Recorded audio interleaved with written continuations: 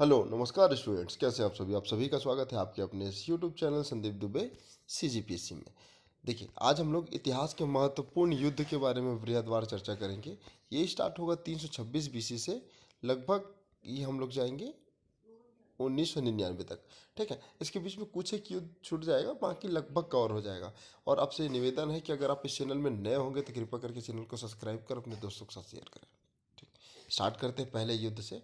देखो, ये कालानुक्रम व्यवस्थित है, आप इसी क्रम को ध्यान में रख के इसको देखिएगा। ठीक है, हाइड स्पीस का युद्ध, देखिए इसी का नाम है वितस्ता का युद्ध। क्या नाम है? वितस्ता का युद्ध, हाइड स्पीस जिसको बोला जाता है। ठीक, ये कब हुआ? ये होता है 326 बीसी में। 326 बीसी में किसके किसके मध्य होता है, इसको भी एक बार देख लीजिए। ये होता है सिकंदर महान, सिकंदर महान। ठीक, जिसके गुरु कौन थे?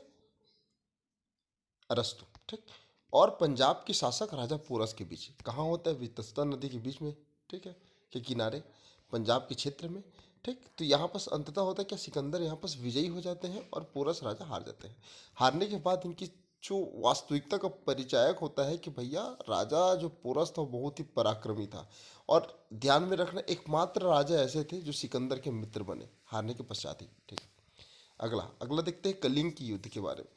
तो कलिंग की युद्ध होती है, देखिए सबसे पहले तो डेट याद रखना, 261 बीसी में। एक्चुअल में अकबर का अकबर नहीं, अशोक का राज्याभिषेक 269 बीसी में होता है और अपने राज्याभिषेक के 8 वर्ष पश्चात ये कलिंग पर आक्रमण करते हैं। ठीक है, तो इसको ध्यान में रखना कि सम्राट अशोक ने कलिंग क्षेत्र पर आक्रमण किया और इतना ज़्यादा रक्तचाप हुआ ना, लाखों सैनिक यहाँ मारे गए। और ये रक्त की नदियों को देख के ना अशोक का मन द्रवित हो गया और ये यहाँ से युद्ध करना लगभग खत्म ही कर देते हैं। तो ये आपको ध्यान में रखना है। ओके, अगला युद्ध देखते हैं, सिंध का युद्ध। तो सिंध के युद्ध के बारे में बात करूँ तो ये होता है 712 एडी में। 712 एडी में किसके किसके बीच होता है भैया? तो ये होता है मोहम्मद बिन कासिम, जो अरबों ने, मतलब ये अरब थे, मोहम्मद बिन कासिम अरब थे, ये भारत पर आक्रमण करते हैं। ठीक है,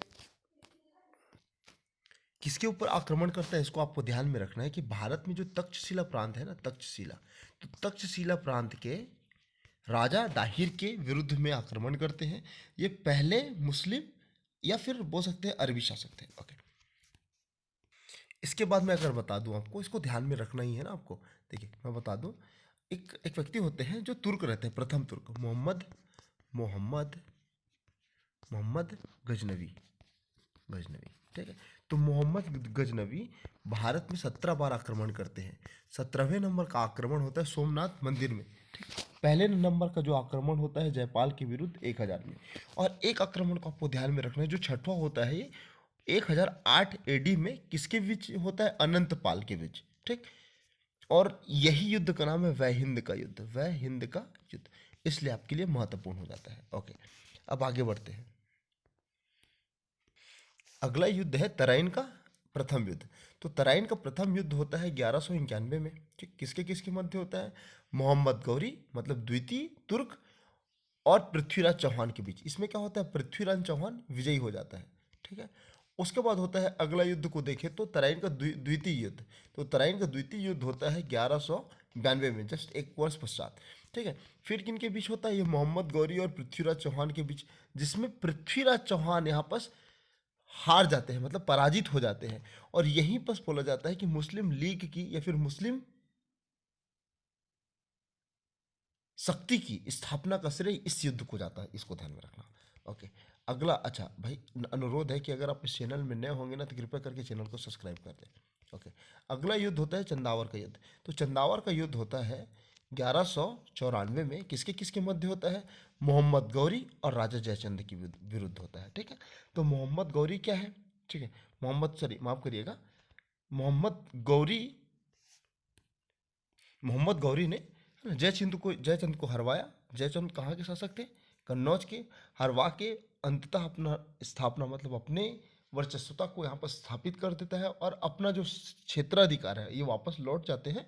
और ये पूरा क्षेत्र, भारत वाला जो दिल्ली वाला क्षेत्र है ना, काबुल वगैरह, वो दे देते हैं कुतुबुद्दीन ऐबक को। किसको? कुतुबुद्दीन ऐबक को। यहाँ से ऐबक वंश की स्थापना होती है, मतलब गुलाम वंश की। तो ये सारी चीज़ों को आपको ध्यान में रखना है। अब अगले युद्ध के बारे में बात करते हैं, तो पानीपत का प्रथम युद्ध। ठीक, तो पानीपत के युद्ध को आप बाबर के साथ जोड़िएगा और एक छोटा सा ट्रिक के माध्यम से इसको याद करेंगे। देखिए, बाबर जब भारत में आते हैं तो लगभग 5 से 6 लड़ाई लड़ते हैं और सब में विजयी रहते हैं। तो पानीपत का प्रथम युद्ध होता है 1526 में। ठीक, किसके मध्य होता है? अकबर और इब्राहिम लोदी के बीच। परिणाम, अकबर विजित हो जाता है। ठीक है, अकबर जैसे विजित होता है तो सहयोग करने वाले राणा सांगा रहते हैं जो मेवाड़ के हैं। ठीक है, इब्राहिम लोदी के चाचा आलम खां, दौलत खां, ये सब सहयोग करते हैं बाबर का। और जैसे जीतते हैं ना, तो जीत के पश्चात काबुल के हर एक परिवार को एक चांदी का सिक्का भेंट देते हैं। इसी कारण इनका नाम क्या पड़ जाता है भैया? कलंदर। तो कलंदर नाम किनका है, कलंदर उपाधि किनकी है, तो आपको बताना है बाबर की। उसके बाद अगला युद्ध होता है खानवा का 27 में। ठीक, तो खानवा का युद्ध होता है बाबर विरुद्ध राणा सांगा। तो राणा सांगा यहाँ पर क्या हो जाते हैं? पराजित। और यहीं पर बाबर द्वारा जिहाद की नारा दी जाती है, जिहाद। ठीक, और गाजी की उपाधि प्राप्त किया जाता है इनके द्वारा। उसके बाद यहाँ पर मेंशन नहीं है लेकिन याद रखना, चंदेरी का युद्ध। चंदेरी का युद्ध होता है बाबर विरुद्ध मेदिनी राय। यहाँ पर मेदिनी राय क्या हो जाते हैं? पराजित। उसके बाद होता है घाघरा का युद्ध 1529 में। किसके मध्य होता है?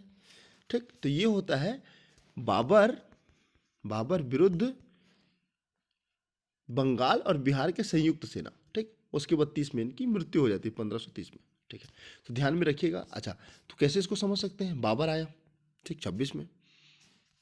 ठीक, बाबर आया 26 में नहीं, बाबर आया 25 में।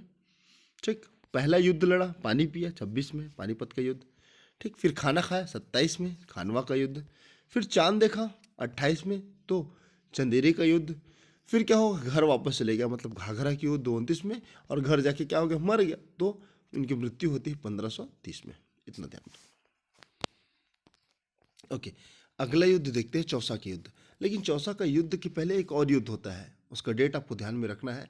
ये 1532 में होता है, दोहरिया का युद्ध। दोहरिया का युद्ध होता है। अफगानों को परास्त किया जाता है इस युद्ध में। ठीक है, ओके, किसके विरुद्ध? हुमायूं के विरुद्ध में ना। अच्छा, उसके बाद 39 में बात करूँ तो चौसा का युद्ध होता है बंगाल, मतलब बिहार और बिहार के दाबोस वाले क्षेत्र में, गंगा वाले क्षेत्र में। ठीक है, किसके मध्य होता है? शेर शाह सूरी और हुमायूं के मध्य। यहाँ पर हुमायूं पराजित हो जाता है और उनकी जान जो वो एक भित्ती उनकी जान बचाती है। तो एक दिन के लिए उनको भारत का सम्राट घोषित कर दिया जाता है।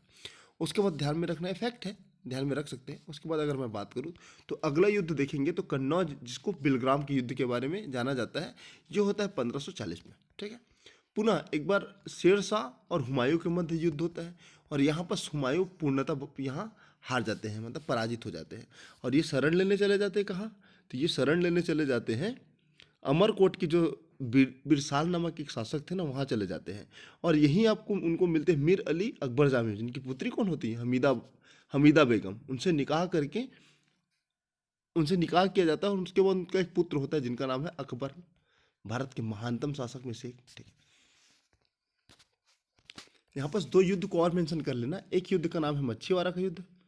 ठीक, हुमायूं के साथ मच्छीवाड़ का युद्ध होता है 1555 में। ठीक है, हुमायूं और अफगान सरदार नसीम का। और एक युद्ध का आपको ध्यान में रखना है, सरहिंद का युद्ध।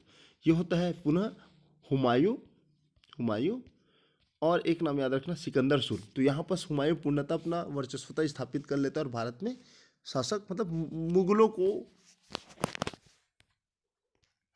ओके, अगले युद्ध के बारे में बात करते हैं, पानीपत का द्वितीय युद्ध। पहला कब लड़ा गया था? 1526 में, बाबर और इब्राहिम लोदी के बीच में। ठीक है, आपको ये ध्यान में रखना है। अगर देखो, ये पहला पार्ट है, इसका दूसरा पार्ट भी आएगा आपसे कुछ दिन पश्चात। ठीक है, तो ये ध्यान में रखना है, थोड़ा इसको आपको अच्छे से क्लियर करके चलना है कि कैसे आपको उसको हैंडल करना है। ओके, अगर बात करूँ पानीपत के दूसरे युद्ध के बारे में, तो ये युद्ध हो रहा है 1556 के आसपास। ठीक, 1556 में किसके बीच होता है? अकबर और हेमू। तो अकबर की जो संरक्षण करता है उनके बारे में बात करिएगा, तो अकबर के जो संरक्षण करता है बैरम खां और हेमू, जिनका नाम क्या है? उनका नाम है आदिल शाह, के बीच में होता है। ठीक है, होता क्या है इस युद्ध का कहानी थोड़ा ध्यान में रखना कि हेमू के जब युद्ध हो रहा होता है ना, तो अंततः ये युद्ध का जो परिणाम है वो हेमू जो एक हिंदू शासक थे उनकी ओर झुकाव रहता है, मतलब वो जीतने के कगार पर रहते हैं। चूंकि कुछ कारणवश इनके आंख में तीर लग जाती है और तीर लगने के पश्चात पूरे सैनिकों में, जितने भी सैनिक थे ना, उसमें भगदड़ मच जाता है कि भैया इनकी आंख में हमारे सेनापति की आंख में तीर लग गया, मतलब हम लोग युद्ध हार गए। और तो ऐसा एक घटना होता है जिसमें ये युद्ध का पूरा निर्णय, पूरा परिणाम बदल जाता है। तो इसी के परिप्रेक्ष्य में एक व्यक्ति होते हैं आर डी त्रिपाठी, वो बोलते हैं कि हेमू का पराजय एक दुर्घटना थी और अकबर का विजय एक दैवी शक्ति। तो इसको आपको ध्यान में रखना है। ठीक है, अगला। ओके, और इस वीडियो का लास्ट ये युद्ध है, उसके बाद इसका अगला पार्ट आ गया, पहला पार्ट है। देखिए 1576 में, तो ये युद्ध का नाम है हल्दी घाटी का युद्ध। ठीक है, अच्छा, तो इस युद्ध के बारे में अगर बात करूं तो ये युद्ध होता है अकबर और राणा प्रताप के बीच में, जिसमें राणा प्रताप जी हार जाते हैं, लेकिन इनके रहते रहते इनको पकड़ नहीं सकते। ये पूरा साम्राज्य, ठीक, कौन सा, मेवाड़ वाला क्षेत्र है ना, अजय रहता है, इसको ध्यान में रखिएगा। ओके, एक अच्छा, इसके पहले एक युद्ध के बारे में मैंने आपको बताना भूल गया था, इसको मैं आपको बता दूं, इसको अच्छे से नोट डाउन करके लिखिएगा। तालीकोटा का युद्ध, तालीकोटा का युद्ध होता है 1565 में। ओके, किसके किसके बीच होता है, तो इसको मैं आपको बता दूं। देखो, ये वाला समय है तुलुक वंश, तुलुक वंश जो रहते हैं लगभग 1505 से 70 के बीच में। ठीक, तो ये समय ये युद्ध होता है ना। तालीकोटा युद्ध का और नाम है वन हट्टी युद्ध, एक नाम याद रखना। एक और नाम है राक्षसी युद्ध, इसी का नाम है। और तालीकोटा का युद्ध ये होता है विजयनगर साम्राज्य, जिसके सेनापति होते हैं राम राय। ओके, राम राय, और उनके विपक्ष में होते हैं बीजापुर, गोलकुंडा, बीदर और अहमदाबाद की संयुक्त सेना, जिनका नेतृत्व करने वाले होते हैं आदिल शाह। तो ये दोनों के बीच में लड़ाई युद्ध होता है, और ये युद्ध में विजयनगर साम्राज्य मतलब राम राय पराजित हो जाते हैं। और बोला जाता है विजयनगर के पराजय के बाद एक इतिहास का एक ऐसा भयंकर युद्ध जो आज तक न हुआ है, न हो सकता है। तो ठीक, ये इसको आपको इतना ध्यान में रखना है। इसके बाद बाकी का भी हम लोग कंटिन्यू करेंगे। ठीक है, अच्छा लगे तो कृपया करके वीडियो को लाइक करके चैनल को सब्सक्राइब करें। इसका पीडीएफ चाहिए रहेगा तो टेलीग्राम लिंक को ज्वाइन कर लीजिए। जैसा दूसरा वीडियो आएगा इसका टेलीग्राम, इसका पीडीएफ में अपलोड कर दूंगा। ओके, मिलते हैं अगले वीडियो में। God bless you all.